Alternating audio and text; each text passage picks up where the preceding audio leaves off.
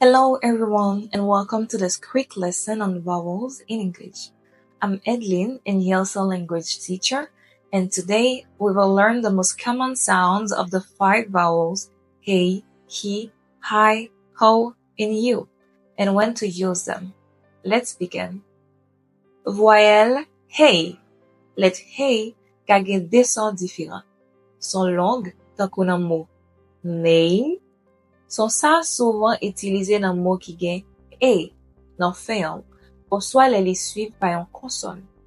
Son court tan kou nan mot cat, son sa utilisé dans mot court ak consonne simple dans fin an. Exemple, name utilisé son long parce qu'elle finit avec une consonne. Cat utilisé son court parce qu'elle ici en mot court. Voyelle he. Let he gen tout des sons différents.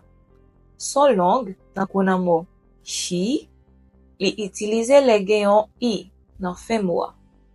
Son court, tan kou nan mot red. Son sa utilize nan mot court ou soit ak yon sel consonne nan fin. Exemple, he gen son longue parce que li fini ak i. Red gen son court parce que li se yon mot court. Voyelle hi.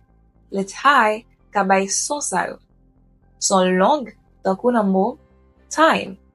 Li utilize nan mot ki gen i nan fin. Son court tan kou nan mot set.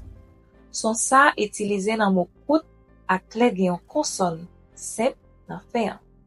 Exemple, time utilize son long parce que li fini ak i. Set gen son court la parce que li se en mot court. Voyelle ho. Let ho gen 2 sons sa yo. Son long tan kou nan mot go, li utilize nan mot ki fini ak o, ou soit i. Son court tan kou nan mot hot. Son sa utilize nan mot court ki gen yon sel consonne nan fin. Exemple, go gen son long parce que li fini ak o. Hot gen utilize son court parce que li se en mot court. Voyelle you.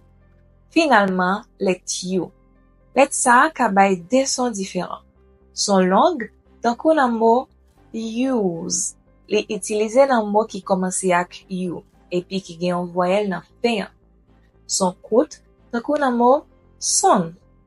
Son sa utilize nan mot court. Exemple, use gen son long parce que li komanse ak you. Son utilize son court parce que li se en mot court.